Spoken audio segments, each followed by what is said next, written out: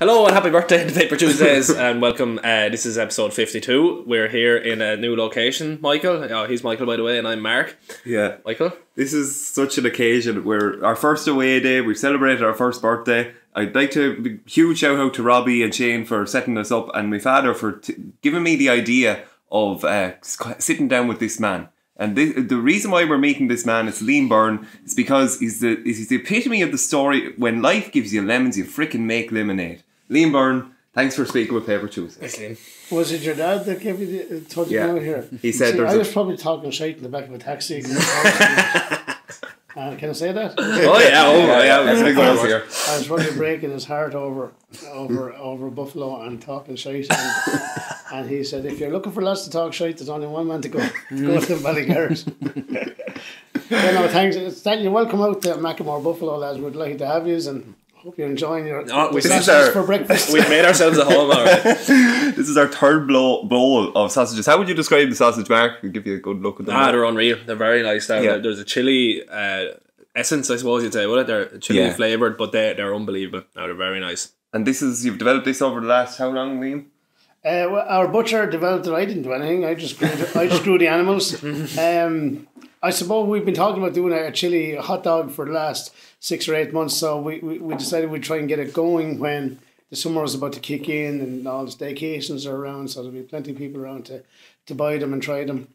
So yeah, they're lovely. They're really nice, and they're a good long hot dog sausage. So bring on the summer, lads. Yeah, absolutely. Since 2016, you've developed Macamore Buffalo, and although there's two sides to it, I suppose, that Macamore complements the buffalo in the soil. So tell us a bit about the buffalo.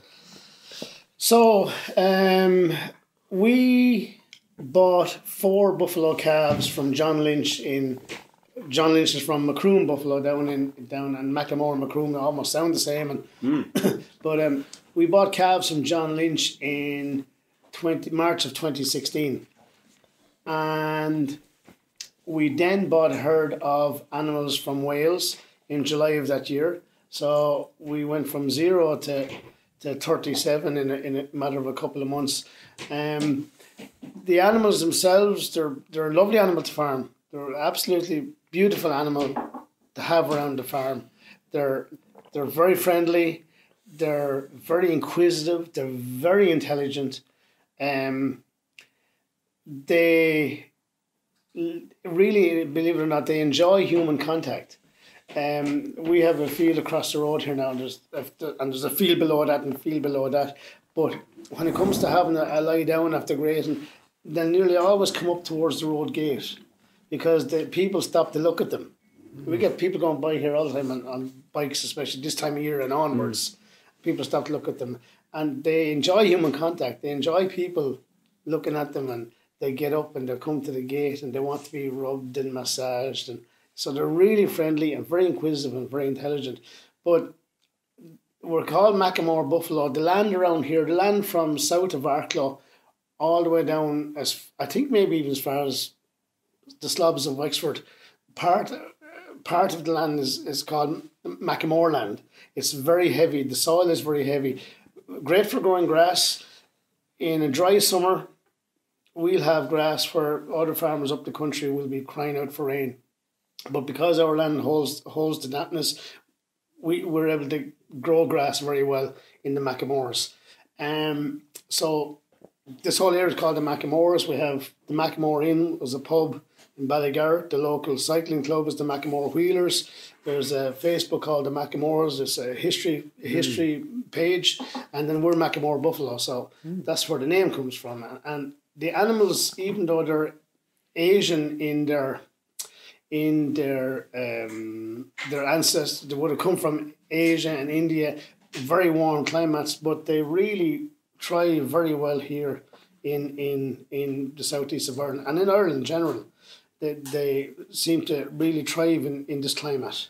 And they're big in India, you were saying. You have a big Indian client base here in Ireland. Yeah, so when we started this, I won't say we've done a huge amount of research. Absolutely amazing. Spent years researching. No, we didn't. We just kind of winged it from day one. But one thing we did do is when we started looking at the buffalo meat, we went researching its qualities, and it's high in protein, and it's low in fat, and it's low in cholesterol. It's high in iron, and we were kind of trying to aim ourselves towards that market where people wanted to eat red meat, but they wanted a cleaner meat. And another great thing about the buffaloes, we never inject them or dose them. They're free of all. So when I was farming regular cattle, Herefords or Belgian Blues or Sementals or whatever, you would dose them a couple of times a year for flukes and worms. The buffalo, they've been here since 2016. Not once have I got him in to give them a dose. Really? Not once. No. Never. And they haven't caught anything? Never. Whatever they pick up the same things off the grass as on the animal, but they deal with it. Yeah. They're able to deal with it internally. I don't know how, but they do. They calve them by their own as well, on their own as well. Oh, they calve on their own, yeah. They're great for calving. I've never even seen one calving. Never even seen a cow calving. They go off and they have their calf and they come back the next day up the field and have the calf with them. And they're very protective of their offspring. And the whole herd is protective of the offspring. You might have seen some videos on YouTube of stuff that happens out in South Africa or somewhere where the buffalo are very protective and the lions are trying to catch up on baby calves, and all the herd will come to the aid of the baby calf and save its life from a lion or something. But it is the same. I've seen animals down there now, and the cow is calved and the calf is there and the cow is there, and the other animals will all lie around and protect it from whatever they think might be coming along. So they're very protective, very protective. But as I said, they don't need any injections and they don't need any veterinary intervention of any kind. We see the vet once a year here in our farm. We see him just for our annual herd test, and thankfully, pretty much that's all we see him for.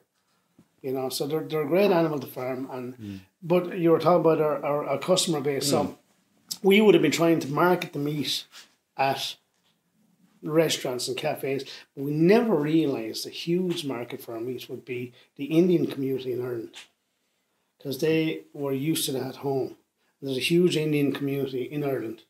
They were used to that, and they got wind that there was buffalo meat for sale in Ireland, and now they're one of probably our main market is the Indian community in Ireland. So it's fantastic. You have other questions about the buffalo, Mark? Oh, I have a few. Yeah, just sort of about buffaloes themselves. You said they were friendly. Can you milk a buffalo? You can. Now we don't, but our good friend John Lynch down in Macamore, John, since 2009 has been milking buffalo in Cork, and he's producing the famous mozzarella cheese. And we all love mozzarella cheese, but John, I think it's again the climate, the grass, the way he's rearing his cows, and the quality of the milk is giving him a high level of quality in his mozzarella, and he's won prizes all over Europe. He's beaten the Italians hand down every year the quality of his cheese. So you can milk a buffalo, and the milk is high quality and it produces fantastic cheese. So yeah, milk away. And the climate here, how does that affect them? They love the climate here, they really do. I was actually short on space here now over the winter, and I had to keep a cow and a bull out all winter, which is not the right thing to do. But they seemed they didn't lose any weight or lose condition. They were fantastic all year round, and they seem to, especially when they go out in the spring, they flourish in the grass. They absolutely thrive. They'll put up weight every single day in the Irish climate. So the Irish climate seems to suit them. They enjoy the rain too. We have some at the back now. Well, not today actually, but usually Peter, my son, will get the hose and he'll turn it on a hot day, and they'll come down to the fence and he'll hose them down. They love the water, don't they? Oh, they love the water. Yeah. They get in. We have a couple of marl holes, and they get into them and they have a bath and mud bath. So yeah, they love the Irish climate. I never thought that you'd have buffalo in a marl hole. That's incredible. It just shows, that it's a North Wexford venture. Like, do you ever think or ponder how you're a fourth generation farmer? So have you ever thought about how 3 generations ago, if they thought that there'd be buffalo here now? 3 years ago we hardly thought of buffalo. Never mind 3 generations. You know, it's look. You have to, I suppose, do something a little bit different, you know. You have to do something different. Like you guys with your podcast and all. You have to try something different. And so we gave it a lash and we're getting on good, you know. So 3 generations ago, absolutely not, you know. Absolutely not. You know, I often think what my dad and my mum would say. They're no longer with us, but yeah, I often, especially my dad, my father was a great cattleman and loved calves and loved cattle, and I often wonder what he would have thought of the buffalo, you know. You got what? No, sorry. You can tell that you get a lot of your principles from your parents and your grandparents, from, you know, the typical farm and family. You know, everyone all shoulders to the wheel and everything. Yeah.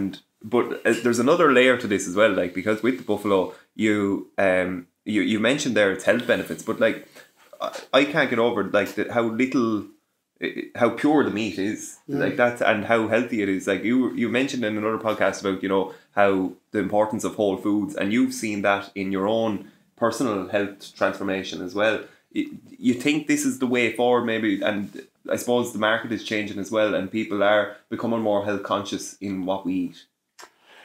Look, there's no doubt about it. Like are you referring to my diabetes, my type 2? Yeah.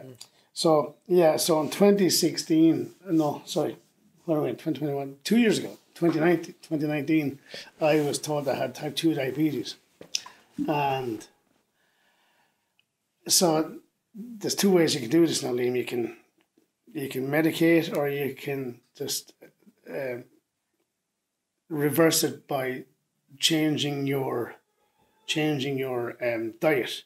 So I said, I'll go for plan B, I'll change the diet. And I changed the diet, and this comes back to, there's no doubt about it, we are what we eat. We bloody well are what we bloody well eat. And I changed my diet, and in 2.5 months, my psoriasis had cleared up. So I had psoriasis on my elbows, and I had psoriasis on my knees, and it had cleared up 90%, right? There was nothing left but the wee mark where it had been. But that flaky, scaly skin was all gone. I was eating whole foods, and I was eating red meat, and I was eating white meat, and I was eating eggs, and I cut out all the sugar, and I cut out all the crap and the processed foods, and cut back on alcohol. Now I'm coming back around, actually. And all brilliant. I know I lost 1.5 stone, you know, and I was. But I think anyway, as a people, especially in the Western world, we are so hooked on sugar. It's such an addiction in many ways, you know, and just like anybody that's addicted to anything, I slipped back into my old ways. My psoriasis came back. My weight came back on. My arthritis came back. You know, I find it a little bit hard to play the guitar at the moment. So when I got type 2 diabetes, then it went away. I reversed it with my diet and with what I was drinking and what I was eating. And then I slipped back into my old ways. And I'm borderline now, type 2 diabetes again. And I'm back up 1.5 stone. And my psoriasis is back. So there's no doubt about it. We are what we eat. And nobody will convince me otherwise. There's no doubt about it. We are what we eat. Mark, you're a personal trainer. You see that as well, obviously. Yeah. I found that as well. I had psoriasis before as well, and it went away. Yeah, I tried all these different creams and shit to get rid of it, but the diet was what got rid of it as well. Yeah, it was unbelievable, and it went sort of without me noticing. And I just remember talking to someone about it one day. They said, all that stuff on your skin is gone, and I was like, it is too, and it was all gone. And I remember one stage my whole upper body had red marks all over it. It could have been stress, it could have been sugar, whatever, but I think a lot of it is diet and exercise. It is. And as you said, you are what you eat, and your mental clarity is different as well when you're eating properly too. You know, you don't get brain fog or the sugar crash. You know, you drink a bottle of Coke and it feels good for a minute, and then you're half asleep half an hour later. You don't get that if you cut out sugar, but it's very hard to give up as well. Because it's in everything and it's everywhere. Yeah. Oh my God, it's everywhere. It's so hard to quit sugar, But it's a killer in itself. Yeah. It's worthwhile though. It's worthwhile to try give it up. So I'm back where I was now 2 years ago. I'm trying again to cut it out and cut it back. Watch what I'm eating. Get out and walk again. Yeah. And try and reverse it again, because I've done it before, but it's possible to do. You look up anything about type 2, you can reverse it with the right food and right exercise. And you don't have to be bloody triathlons. Just he does triathlons. You don't have to. Yeah, relax yourself. I just needed to hear what Liam. Have you tried? Were you trying? Was it a ketogenic diet, or was it just sort of eating whole foods? Oh God, no. No, I can't spell that. I don't know if I could have spelled it. No, it was just get your eggs and get your red meat. And don't eat after 7 o'clock, and don't eat processed food, and don't eat takeaways. So if that's ketogenic, then yes, I did. Yeah. But we've done all this talk and we haven't got to music, and that's your love of your life, isn't it? Yeah. Well, as I mentioned earlier on, your grandmother gave me my big break. My first big break. I'm waiting for my big break. That hasn't come yet. But she gave me my first break. We were in school in Ballygarrett National School, and she was coordinating the Christmas concert, and I got up there and I sang a song that I wrote myself that had lyrics from someone else's song that was put the music that was someone else's music, but it was my song. But I remember that. So your grand gave me my first break in music. Yeah. But yeah, look, it's a passion. It's always been a passion. Music has been good to me. Music built this house, and music has been very good to me since I first fell in love with being a musician and wanting to be a musician. I remember my biggest influence, and to this day I listen to him every single day, is Bruce Springsteen, and we call him Uncle Bruce here in the house. And, I remember seeing Bruce on New Year's Eve, 1987, and there was a documentary called Glory Days. And I had been a fan for a couple of years because 84 and 85 was born in the USA, and so he was at the peak of his commercial success at that point. And then I just loved everything about it. Of course, everything Americana was big at the time, like the charts is full of Madonna and Lionel Richie and Stevie Wonder and Michael Jackson. So the charts was full of American music, and U2 were big in America. So MTUSA was on every Sunday on TV. So you got a good shot of everything American. And American football was big at the time in Ireland, and so the Olympics were in Los Angeles in 84. So Ronald Reagan was coming to Ireland. So everything, a lot of stuff on TV at the time was very much focused on the United States, And but I fell in love with Bruce and everything about him and his band and the way he lived his life and his songs, of course, his songs and his performance. And I remember looking at that New Year's Eve, 1987, Glory Days. It was on, I think it was the Old Grey Whistle Test, actually, it was on. And he was being interviewed, and I was just mesmerised, blown away and inspired. And I said, I want to play that. I want to play the guitar. So, we bought a guitar and got a very good friend of mine, Rob Weldon, my best friend, actually. Rob was playing some gigs over the road and around the county at the time, and he gave me some tips and showed me some chords, and so that's where music started for me. I just loved it and always loved performing, and even sitting here with an audience of 4, and that's all I want, an audience of some kind to talk, and it's in you, it's in yours, it's in you. But I think one of your traits is that you have a wide range of musical tastes. Like, well, sure, you fell in love with Christy Moore and you took him everywhere as well. Oh, Christy, yeah, sure. Who doesn't love a bit of Christy?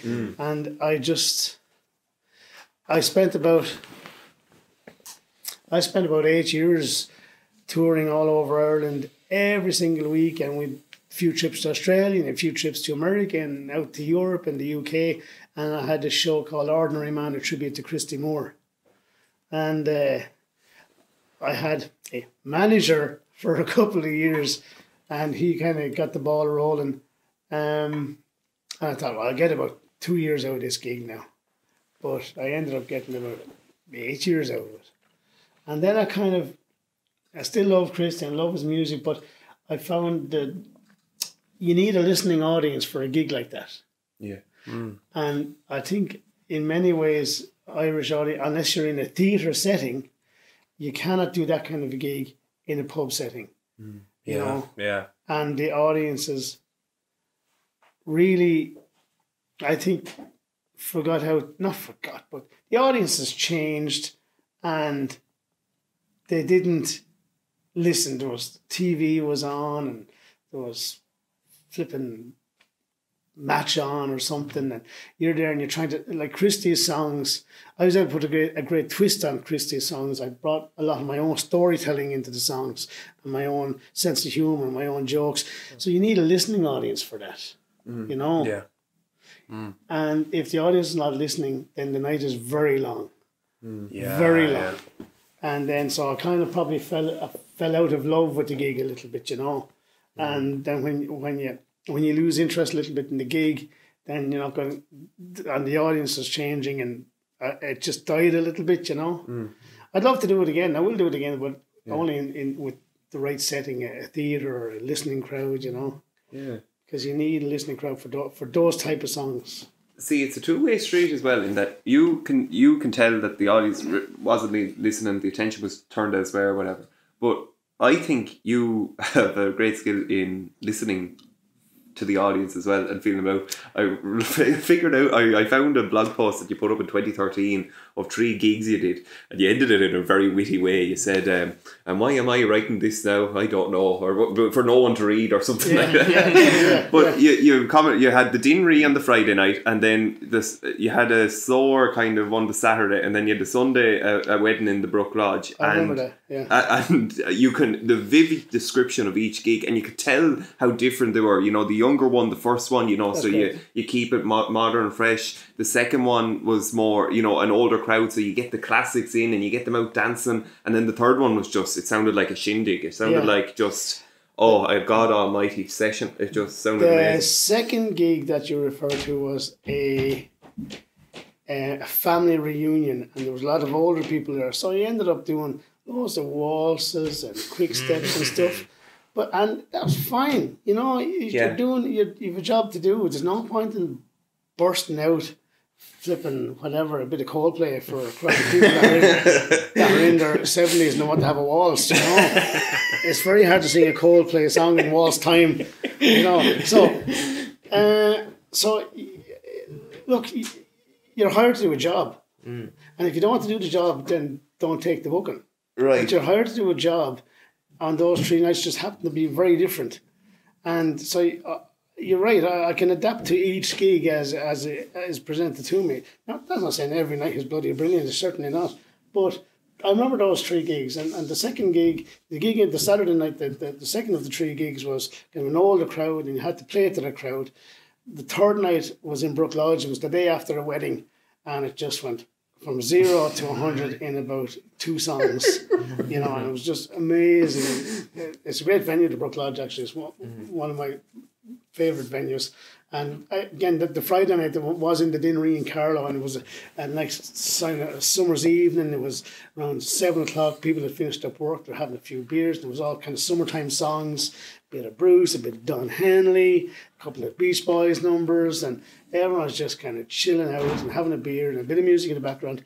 Not a big sing-along, nobody out dancing, just kind of tapping their foot and having a beer, and everyone's happy, including the band. Yeah. You know, so that's, I remember that tale of 3 gigs, yeah. It's such a tale as well. Like, I don't know, maybe it's just because when you see a musician, you don't think that they're doing that thinking, but they are, and they have to, I suppose, to actually connect and engage with the crowd. Well, I can't speak for any other musician, but I always think a musician, if you're up performing and you're like a snooker player. Snooker player's taking a shot. Yeah. But he's always thinking 2 or 3 shots ahead. And I find when I'm doing a gig and if I'm singing a particular song, I'm thinking of what I'm going to sing next. Yeah. The lyrics and the chords are coming completely automatically, but I'm thinking, what am I going to sing next? Yeah. And what am I going to sing after that? And what will work next? Always thinking that. Brilliant. And I think that's what makes the night great. When rather than just having a set list with 30 songs and same 30 songs for the last 4 years. No way. No way. No way. You got to be. If you go down that road, you're going to hate your job. Yeah. Is there still nerves involved? No. When you get on stage? No. It sort of becomes habit. No nerves. No. Do you reckon it will be when you go back after taking such a long break from performing? I suppose you've been doing long enough. Well, I went back last year when lockdown lifted for a while. There was a few gigs in maybe July or August. I can't remember. I think it was August. And not great for practicing and rehearsing. So when I went back, I thought, I just pick up where I left off. But you don't. Maybe it's an age thing or something. You don't. Yeah, you have to. I found myself kind of saying, finishing a song, and I hadn't thought of what I'm going to sing next or after that. I hadn't done that. And then it felt like half an hour between songs, even though it wasn't, but it just felt like that. Yeah. What will I sing next? What will I sing next? And you're going through the book, and you're going through the head, and you're going through the... So, no, not nervous, but you certainly, you do forget. You do forget things. You do forget. So you need a bit of momentum to get that back into your head. Yeah. You need a momentum of a year or two, a gig or two. Yeah. I'm sure there'll be plenty of gigs and momentum lined up now when we're back in pubs. Yeah, I think it's all going to come back strong, Yeah. You focus more on weddings now or small weddings. Yeah. Yeah, so when I tired a little bit of the Christie gig and it became a bit of a chore, because as I say, I loved it and I still love it, but I didn't have the audience that I wanted to put the gig across that would appreciate it. Because it's a two-way thing. If the audience, the stories I've told every night for years, and I still laugh when I tell them because the audience is laughing. So they're laughing at me and I'm laughing at them, and it just, so when that died off a little bit, I kind of said, well, I need something else now. I don't want to go just do pub gigs. So I decided I'd look into the wedding gigs, and not a lot of solo musicians want to do weddings, but I found a niche in the market where a lot of people are having small weddings. It could have been their second wedding for whatever reason. They might be a bit older, they mightn't want 300 people in the big day, they might just want 50, 60 people, small wedding, 30, 40, and they want to have their close friends and their immediate family and something small in a restaurant or in a small room in a hotel, and then they don't want a big band, but they do want music. So I kind of threw myself into that side of the market, and it really worked well for me. Absolutely. Yeah. Tell us what goes into plan. I know you had a manager for the early years of going to Australia, but like a man from Ballygarrett and he goes off to Australia. It sounds like, I don't know, it sounds like the stuff of dreams, does it? Oh, sure. I suppose, you kind of feel, I've made it now. We're at the big time. We're at the big time. But no, you just flip and turn up at the airport and get on the plane and go, and if everything goes okay, and you don't really think too much about it. Yeah. Okay. No, nothing. It's just pretty. Yeah. I suppose they're not holidays. No, there's certainly not holidays. But the one gig that always stands in my mind was the Manning Bar at the University of Sydney, and it was our first trip over, I think, in 2009. And that was a bit of a rock star moment because tickets were like $50 and they were sold out and there was queues on the street to get in. And I was like, oh, Jesus Christ, I'm remembering it home this news. I'm huge over here. Well, I am tonight anyway. So it was like, so that was probably my most memorable gig, doing all the Christie gigs and heading to Australia. But yeah, look, like you said, you've still a job to do, but it was a great experience. Experience to go out and all the Irish out there, and I think it means a lot that Irish people who are living abroad when a musician or a band goes out and sings all the songs that they love to hear, you know. Yeah. Jesus, great. A portion of our Paper Tuesdays audience is abroad as well, you know. A lot of them, yeah. Yeah. You know, they like Namaste. Yeah, that's it. They like the connection to home, and I suppose you brought that connection to life with the song County Bondi. Yeah, County Bondi. My sister-in-law, I don't know if she relates to me then or not. My sister-in-law lives out in Sydney, and she came, she picked me up, and we had touring around and sightseeing and drinking coffee and chatting.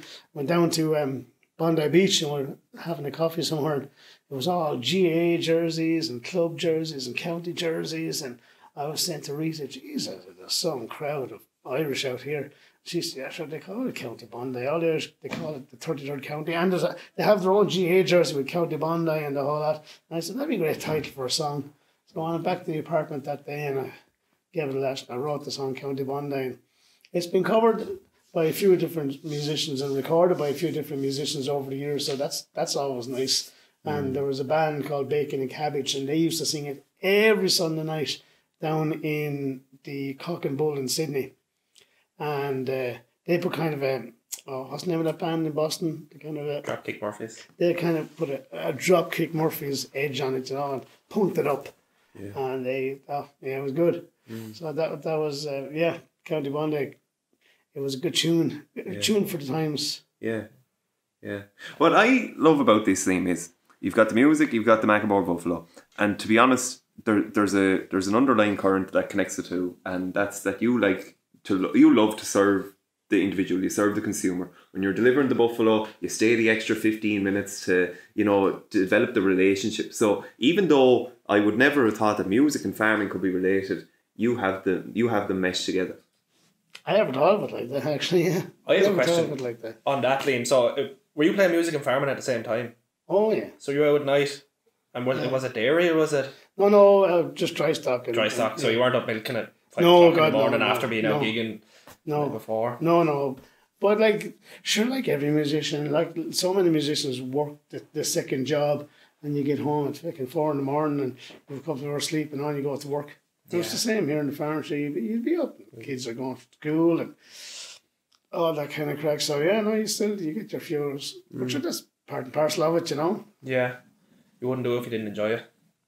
No, certainly not. You know, certainly not. It's a great privilege to be able to sing and play guitar and entertain, you know. And I never took it lightly. It was something I loved to do from when I was very young, and I still do it, and I hope I'll always do it, you know. Yeah. And it's like, you know, what we do here with the buffalo. We're not reinventing the wheel, but as I said earlier on, you try to deliver your produce to the end user. You know, and there's a lovely feeling when you walk into a hotel or a restaurant and you are delivering the product that you have grew on your farm. So it's a nice feeling, you know, the end user. So like I don't think there are many people like your age that can say, do you know what, I've managed to keep a love of mine alive, be it music. You describe it as the golf of your life, but then as well as that, you have the farm. And like, would you give advice, Liam, or is there anything that you'd say like for people to, you know, keep their own passions alive? Oh God! If you have a passion for something, then do it. Don't worry about the money. The money will follow. If you have a passion for no matter what, if this is your passion for you guys, keep doing it. The listeners will come, and every day, as a friend of mine said today, every day is a school day and every day is a learning day. And if that's whatever your passion is, if baking cakes is your passion, keep doing it. You know, you get better and better, and I think that would be my advice. Shout out to our Cakes and Bakes who gave us a birthday cake there today. Yeah, we both some cupcakes too. Yeah.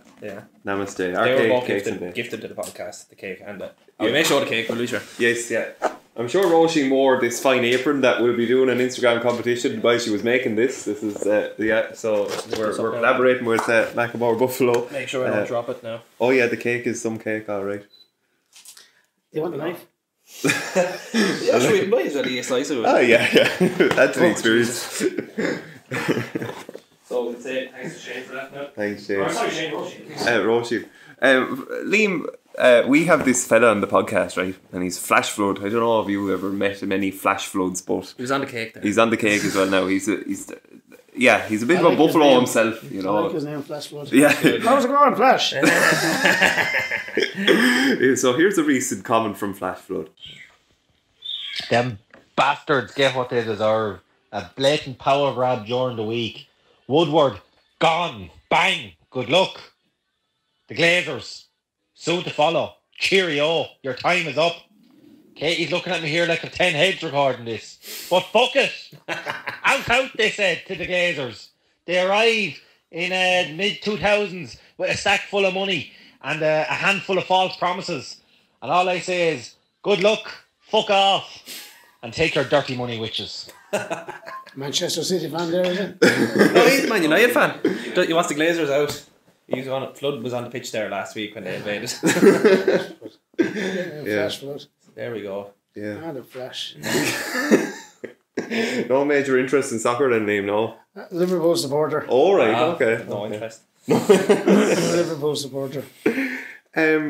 Does growing up in Ballygarrett, does that influence this? You know, you have a great song that I complimented you on that you wrote for the school, and you know I love that Ronnie to Cahor. No, it's Ronnie to Shrewl. No, it's we're not in New York City or London town. No wonders of the world are here to be found. From Killeen to Cahor, we're all you need and so much more. This is where we're from. I think so. Ah. It's lovely, isn't it? Yeah. It's very homely, do you know, like, and it comes from, you only wrote that how long ago? Wrote a few years ago. There was a green flag day now in school, Oh, yeah. and I was asked to come down and put up the gear for the speeches, throw up a couple of speakers because there were speeches and there was this, that, and the other. And so anyway, I was asked to sing a song, so I wrote that song before I went down. Yeah. We're not in New York City, we're London town. No wonders of the world are here to be found. From Killeen to Cahor, it's all you can need and so much more, because this is where we're from. And it just lists everything about the village, you know. The natural riches you speak about. Yeah, as the well. natural riches. Yeah. What's that? It's about the ditches, the balls and the ditches. Yeah.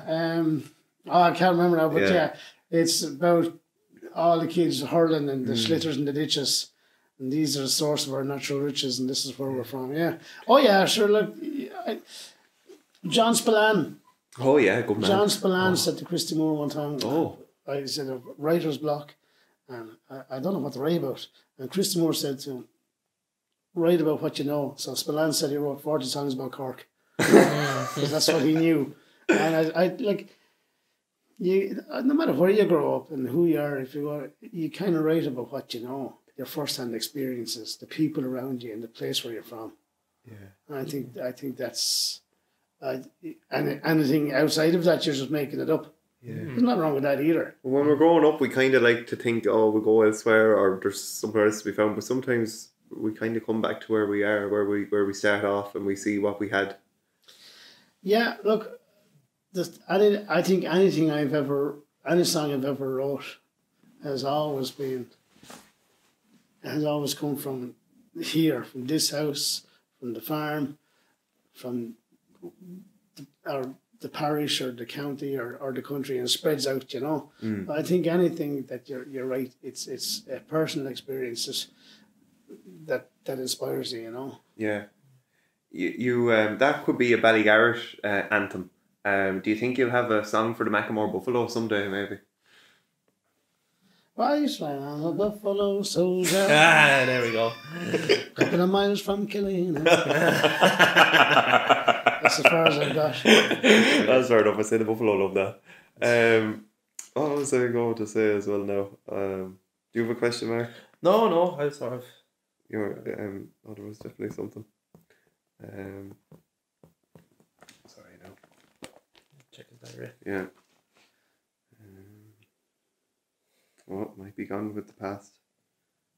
But I was doing a gig a gig in the Macamore in Ballygard. It must be 15 years ago now, before it burnt down. And it was I tell you what it was. It was Harvest Thanksgiving night. oh, And then Mary Redmond, God rest her, she was in having her lunch that day. And she said, I might get Tom now. Tom, they used to own a shop in Ballygard. I might get Tom to go down and see it tonight. He's always saying, I have to go see Liam Byrne singing. And I said, well, you get him down here tonight and I'll write a song for him. And Mary said, well, now that's a deal now. Yeah. So I wrote a great song for Tom Redmond called The Independent Trader. And you see, at the time it was the time of the boom, and all the shops were going Gala and Day to Day and Spar and Centra, and they were all taken off. But Tom stayed, Tom Redmond and Sons, and that was it, you know. So I wrote, I'm not little, I'm not Aldi, and I'm not Gala either. I'm not Pettits, and I'm not Tesco, and I'm not Eden Wafer. But I sell to the locals, sell to the visitors, sell to the Dublin Bader. My name is Thomas Redmond. I'm an independent trader. It's a grand day today, Tommy might say, and it could be pissing rain outside. This week's wine, the $7.99, Mary had a little bottle last night. The meat is fresh and the fish is too. Everything is on special offer. Even the wine comes in on time, 'cause the van is drove with the boxer. So down from Dublin, down along the coast, down in the sunny southeast, Thomas Redmond has a grand little shop, the shop with the stock, if you please. You sell with the stock, if you please. He'll sell you the petrol, sell you the diesel. He's open early and late. If you're going fishing in Cahor or down in Donaghmore, Tommy is the man with the bait. And Tommy has lotions to make up potions to cure all kinds of cramp. And if you've got the letter for Tack Murphy, Tommy is the man with the stamp. And he loves Elvis and he loves Bertie and he loves Man United.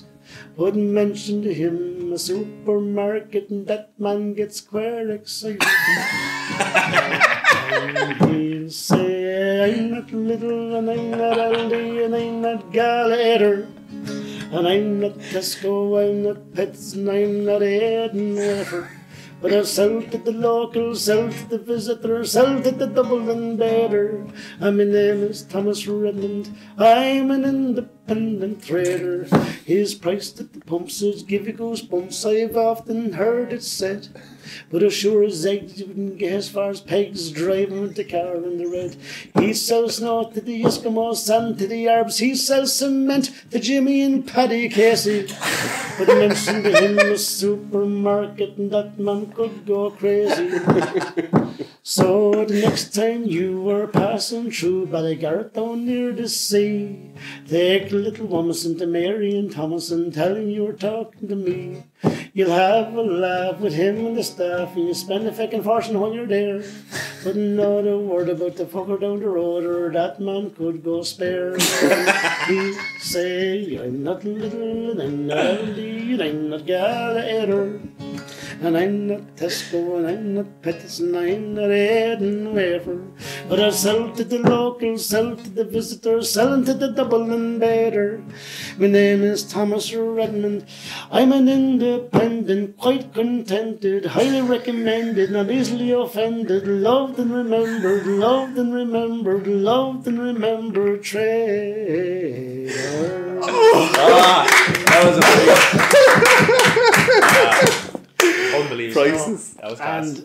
And if you go down to, and this I think this is something that I will cherish forever. Tom died a few years back. Mary died a couple of years after. and they used to have the Welly Fest in Ballygard for a few years in the Schooner Bar. And Thomas was very sick at the time, and I was playing at the Welly Fest. And I remember being told that he was sitting at his window and he could hear me belting out the Independent Trader from the stage in the Schooner across the road. And on Tom's headstone is the words, the Independent Trader. And that is something I'll cherish forever. You played it in the shop as well, did you? Sang in the shop the day they closed. Not the day they closed, when they handed over ownership of the shop. I was everyone was calling in, and all the kids were there getting their sweets and all their goodies and freebies, and everybody came in to wish Emily and Bobby and Tom and everybody well, because they were moving the shop on to new owners, and I came in. I was on the way to a gig and I stepped in behind the guitar and sang the song for everybody. It was just magic, and there's photographs and all. It was just magic, you know. And I tell you, it's a testament to Tom and Mary and everybody. The Rats own the shop in Ballygard now, but over the door still Tom Redmond and Sons. Yeah. You know, many years later. So it's great. It's still a Redmond shop. Everybody's still... So just come back to what you're saying about where you're from, this is where we're from, all that kind of stuff, you know. Yeah. I remember what I was going to say. Now that you have Macamore Buffalo, I was thinking, Liam, do you think you could get a burger to Miriam O'Callaghan? Had you thought of that? I think of Miriam a lot.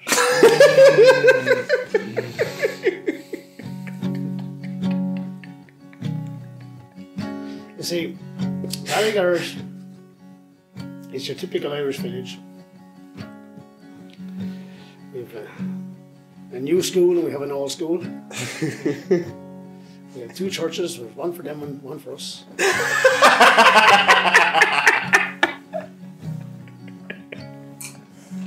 A couple of shops. Graveyard. 17 pubs. But one thing Ballygard has that I don't think any other parish has in the whole of Ireland, we have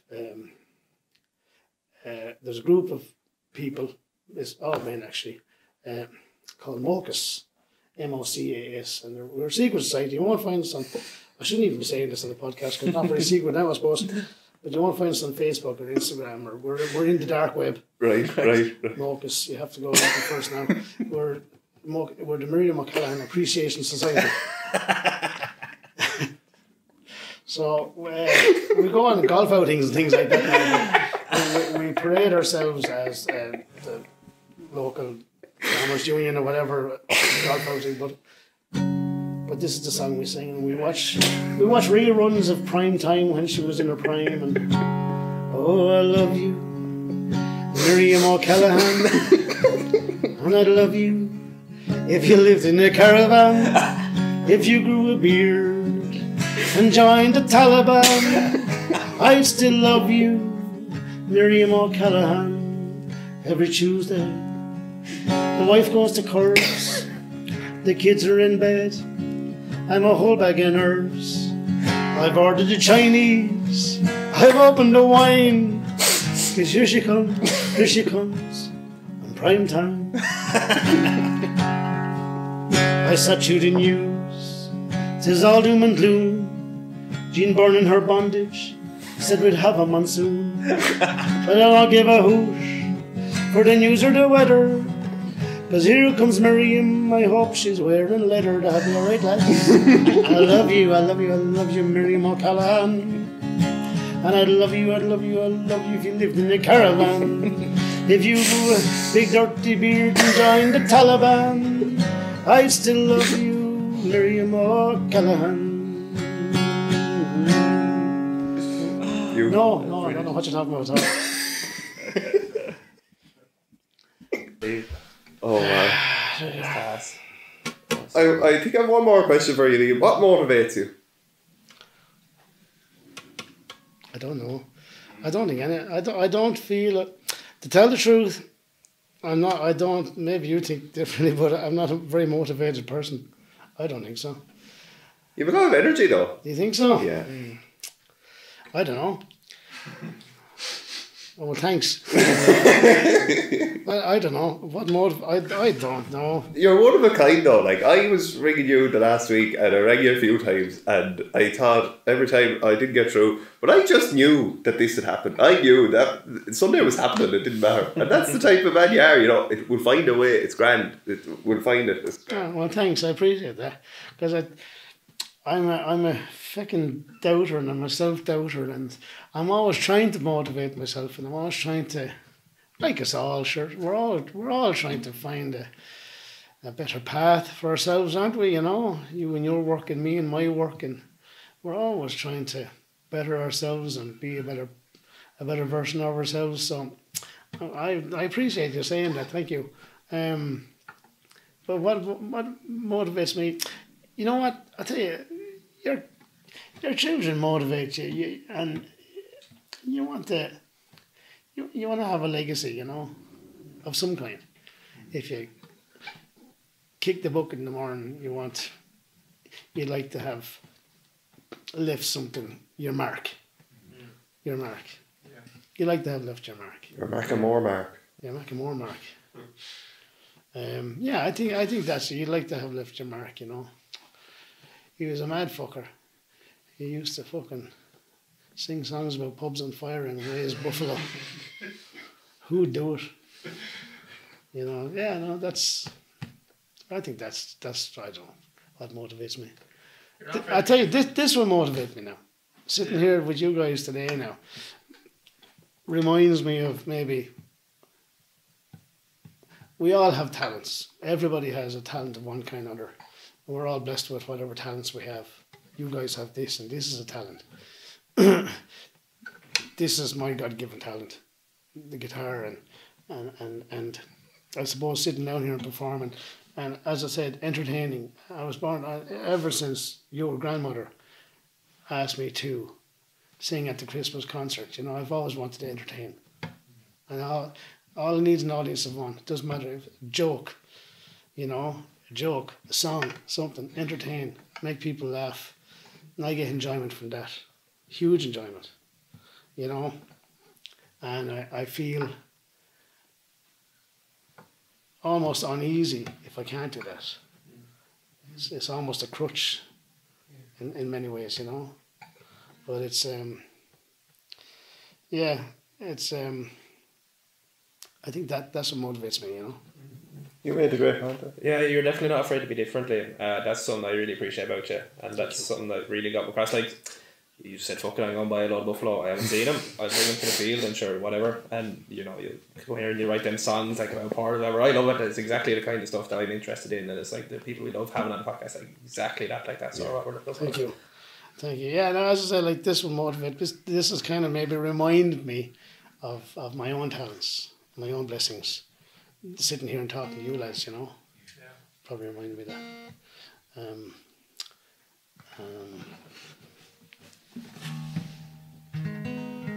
I think if you'd asked me, my biggest regret in life was not suing Ricky Martin when I had the chance.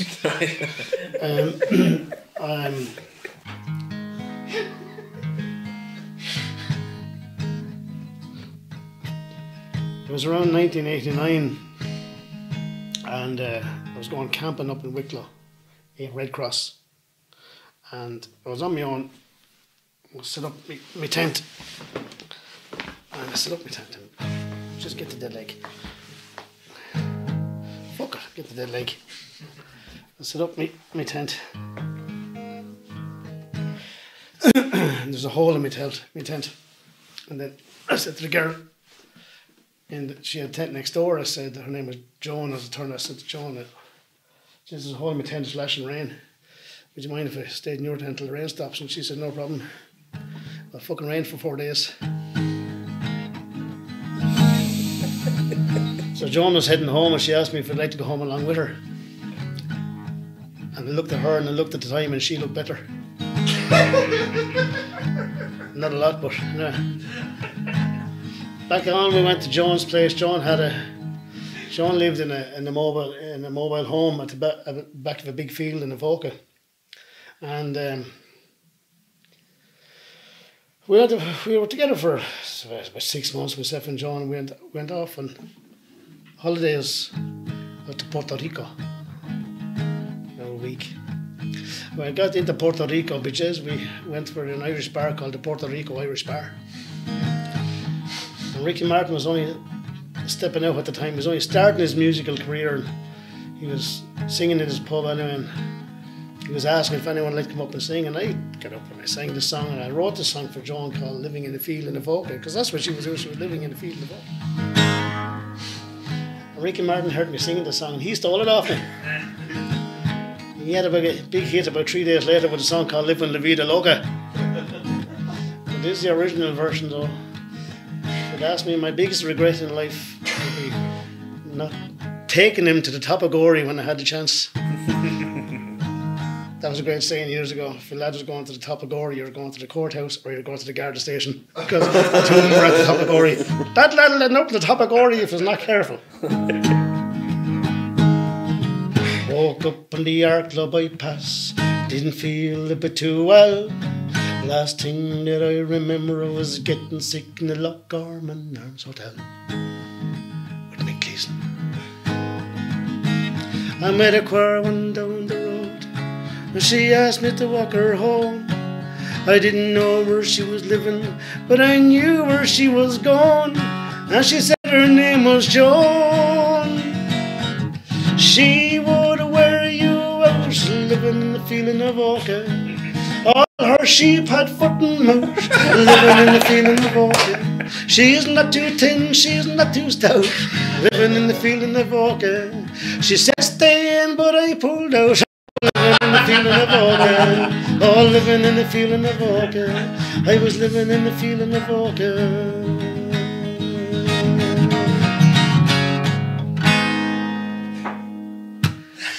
There you go. I suppose we'll conclude with go on to their Instagram for the Paper Tuesdays competition to celebrate reaching 1,000 followers and our first birthday. And now, Liam, this is a great honour. You might do this actually. We read a line from I Crossed the Line, the Liam Dunn story. And so. I'll pick the number, will I? And sure. Yes, yeah, you might read. From it, do I? Yeah. Cool. Something from page 129, please. 129. Sure. Oh, you need a yacht to open that. Right. Where's the camera? The camera tree around the rotation. Across the line. The Liam Dunn story. Page 129, please. Oh, I didn't give you a break. I don't know. That page is missing. Is it? No. Across the line, the Liam Dunn story. On the way to Croke Park in the bus, Griffin showed us a dirty video of his old favourite blockbuster, Braveheart, which we watched every time without fail on his way to the big match. I was so entertained when I first saw the film before the league quarter-final against Galway. I felt I could hurl the shit sideways in him that way. The tape was switched on when the whole team was on board. But again, he never let us watch the end of it. Just as the film entered its final stages, we had to hop off, tog out and warm up. I still don't know how the film ended. The lads used to love seeing bodies fly through the air, but Griffin was clever enough not to let us see the finale because the hero, William Wallace, was he a TD? Because the hero, William Wallace, dies in the end. He sure wasn't going to. And we were so wrapped up in the film, it could have affected our mindset. Seriously, that was the way we were all thinking. Of course, Braveheart was a classic and all that, but by the time I got it for a Christmas present, I was fairly fucking sick of it. It was a load of shite as it turned out. Another part of the pre-match ritual was reading the newspapers. Irish Independent, Sunday Independent, News of the World, and the Sunday Sport. Nowadays, managers are paranoid about their players speaking to the press, and if a team loses, the papers get the blame, while winning teams get accused of losing the run of themselves while talking to the press. We didn't give a, oh, here's an Irish word, TRA for the ITH, NI for the N, Troneen. Ring him on there quickly. We didn't give a Shawneen. I couldn't give a fucking Shawneen about him. We didn't give a Shawneen what was said about us, and we would walk away to any journalist. Griffin knew the media had a big role to play, and he knew how to handle the reporters. So he instructed everyone to talk away, and even before matches he would bring us back the newspapers by